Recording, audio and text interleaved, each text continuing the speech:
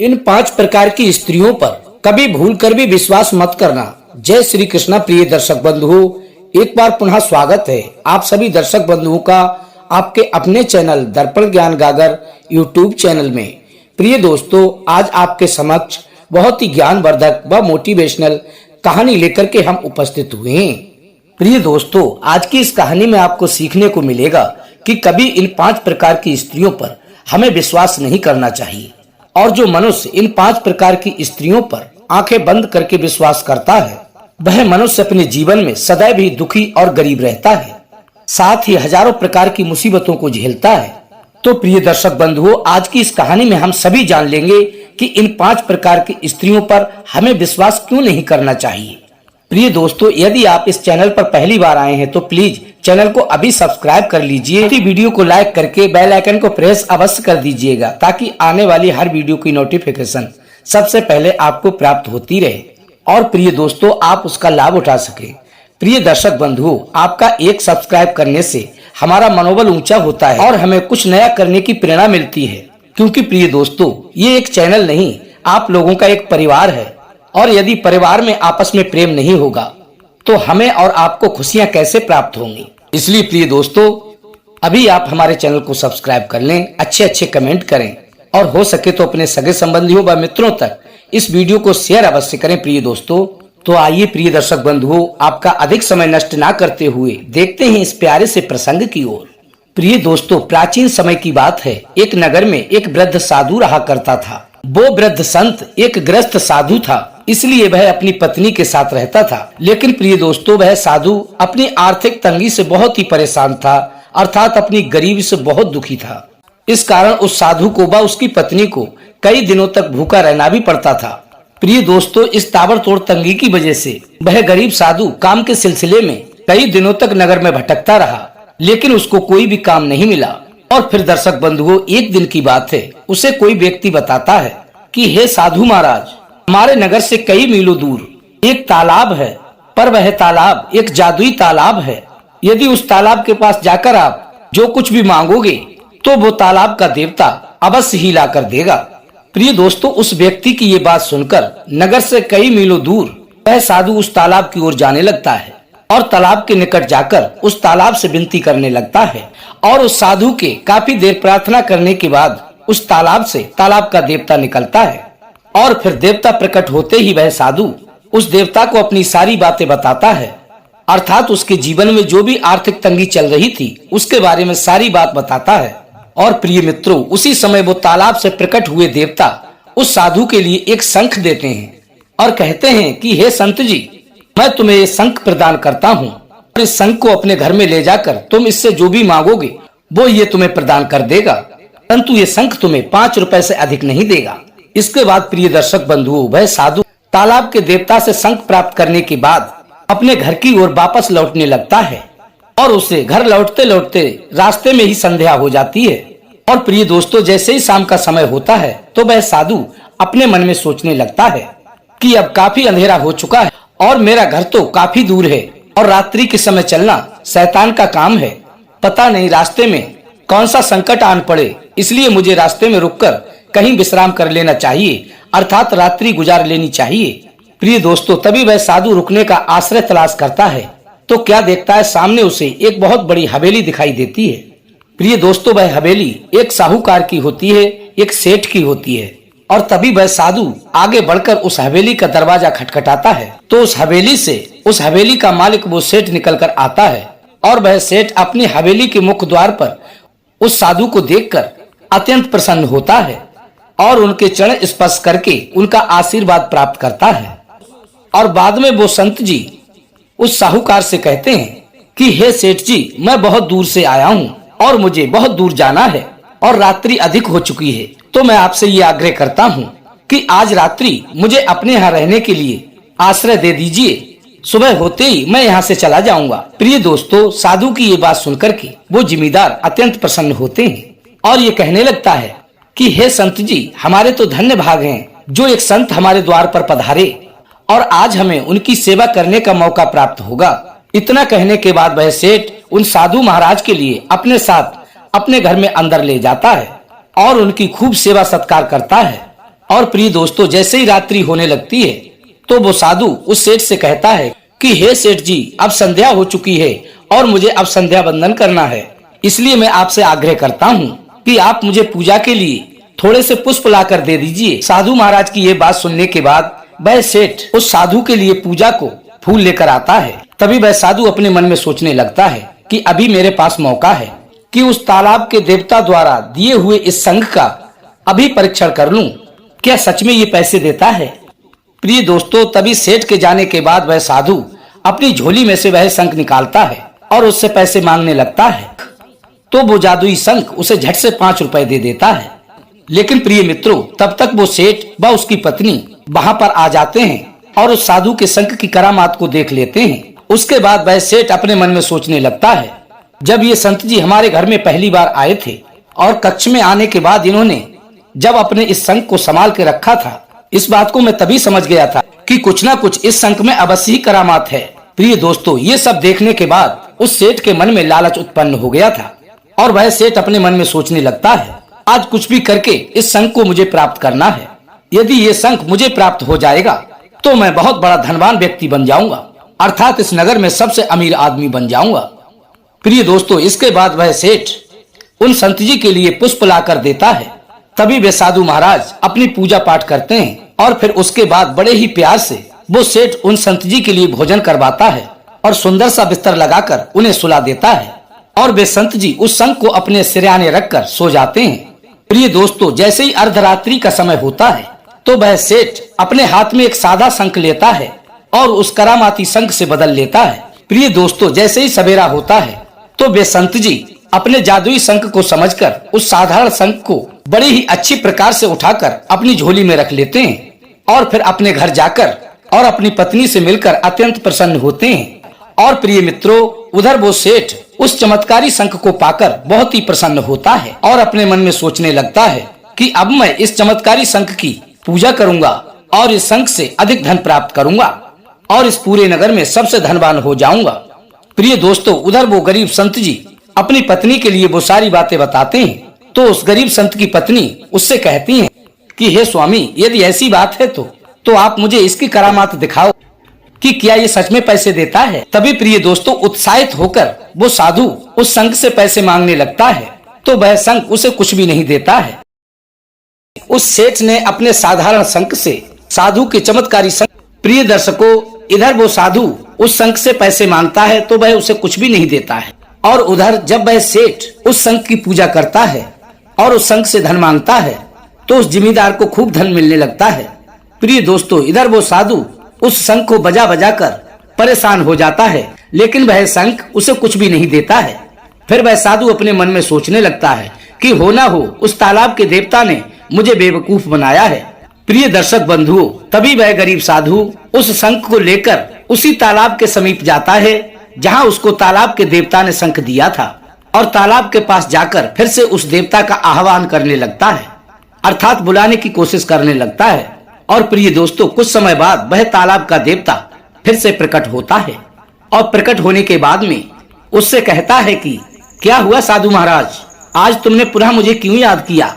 तो प्रिय दोस्तों, वह साधु उस तालाब के देवता से कहता है कि हे भगवान, आपने मुझे बेवकूफ बनाया है, क्योंकि आपने जो शंख मुझे दिया था उसने एक बार तो मुझे 5 रुपए दिए थे, लेकिन उसके बाद वह बिल्कुल भी मुझे धन नहीं देता है और आपने मुझसे इस बात का दावा किया था कि ये शंख रोज के 5 रुपए तुम्हें देगा, किंतु ये तो मुझे 1 भी रुपया नहीं दे रहा है।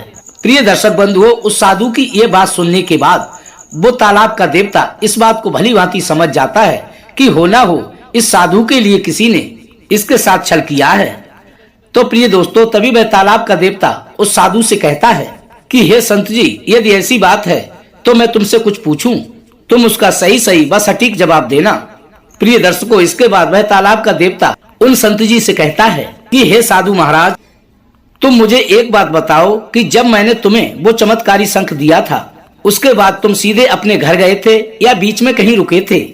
तभी वे संत जी उस तालाब के देवता से कहते हैं कि हे महाराज, जिस समय आपने मुझे शंख दिया था तो रास्ते में संध्या होने के कारण मैं एक सेठ के यहाँ रुक गया था और मैंने रात्रि वहीं गुजारी थी और सुबह होने पर मैं अपने घर चला गया था।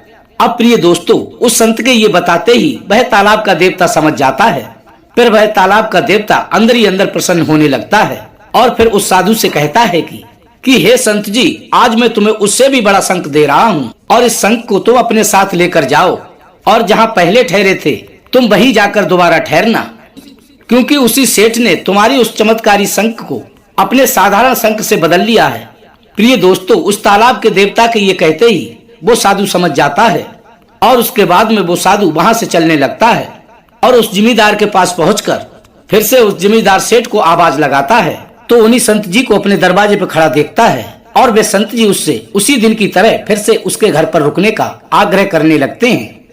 और प्रिय दोस्तों, इस बार तो उस सेठ के साथ उसकी सेठानी भी आई थी और जैसे ही वो साधु उसकी पत्नी की ओर देखता है तो उसकी पत्नी को देखकर समझ जाता है कि इस सेठ की जो पत्नी है ये तो चरित्रहीन है, क्योंकि प्रिय दोस्तों, उस सेठ की पत्नी उन संत जी के लिए एकटक निहारती जा रही थी, अर्थात उनको ललचाई नजरों से देख रही थी। और वे साधु महाराज उसकी पत्नी को देखकर समझ चुके थे कि इस सेठ की पत्नी का चाल चलन अच्छा नहीं है और अब मैं इसका फायदा उठाकर अपने उस जादुई शंख को प्राप्त कर सकता हूँ। ये मेरे लिए अत्यंत शुभ रहेगा। प्रिय दर्शक बंधु, इसके बाद वो सेठ जी उस साधु का बहुत ही स्वागत करता है और प्रिय दोस्तों, जैसे ही अर्धरात्रि होती है तो उस सेठ की पत्नी उस संत जी के पास आकर बैठ जाती है और उनसे मीठी मीठी बातें करने लगती है और बातों ही बातों में कहने लगती है कि हे साधु महाराज, मैं तुमसे अत्यंत प्रेम करती हूँ। और इधर प्रिय दोस्तों, संत जी के लिए तो अपना जादुई शंख प्राप्त करना था, तो वे संत जी भी उसके साथ फरेबी चाल चलते हैं और उस सेठ की पत्नी से कहते हैं कि मैं भी तुमसे अत्यंत प्रेम करने लगा हूँ और अब मैं तुमसे मिलने प्रतिदिन आया करूँगा, परंतु तुम्हें मेरा एक काम करना होगा। तभी वह सेठ की पत्नी कहती है, वो क्या? तभी वे संत जी कहते हैं, मुझे थोड़ी देर बाद पूजा करनी है, तो तुम्हें पूजा के समय अपने पति के लिए मेरे पास बिठाना है। प्रिय दोस्तों, और जैसे ही सुबह के 4 बजते हैं वैसे ही वो संत जी उठ जाते हैं और अपनी पूजा की तैयारी में लग जाते हैं। जब पूजा की तैयारी पूरी हो जाती है तभी उस सेठ की पत्नी सेठ को साथ लेकर के उन संत जी के पास आ जाती है और उधर वह साधु पूजा करने लगता है। तभी वे साधु उस तालाब के देवता द्वारा दिए गए बड़े शंख को निकालता है और उस शंख से कहने लगता है कि हे जादुई शंख, मुझे 5 रुपए चाहिए। तो वह शंख कहता है कि 5 क्यों, 10 मांगो। तभी वह साधु 10 रुपए मांगता है तो वो शंख कहता है 10 क्यों, 20 मांगो। और जब वह 20 रुपए मांगता है तो वो शंख कहता है 20 क्यों, 50 मांगो।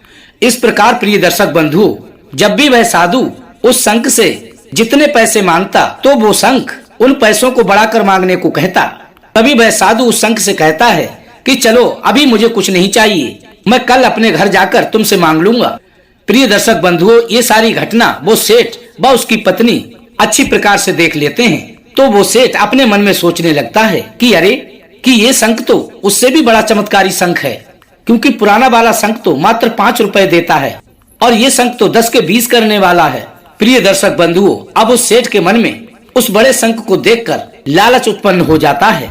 और प्रिय दोस्तों, ये तो आप समझते ही हैं कि लालच मनुष्य का विनाश कर देता है। अब प्रिय दर्शक बंधुओं, जैसे ही वे संत जी सुबह उठकर स्नान ध्यान करने लगते हैं तभी वह सेठ अपने 5 रुपए देने वाले शंख को उठाता है और चुपके से जाकर उस साधु के बड़े वाले शंख से बदल लेता है, जो कि हर रकम को दोगुनी करने की बात कहता था।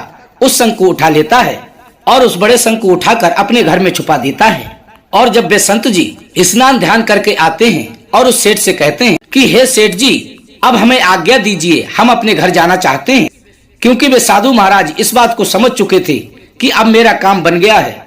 और उस 5 रुपए देने वाले शंख को लेकर मन ही मन हंसते हुए अपने घर आ जाते हैं और घर जाकर अपनी पत्नी से कहते हैं कि हे भाग्यवान, आज मैं एकदम असली और चमत्कारी शंख लेकर आया हूँ।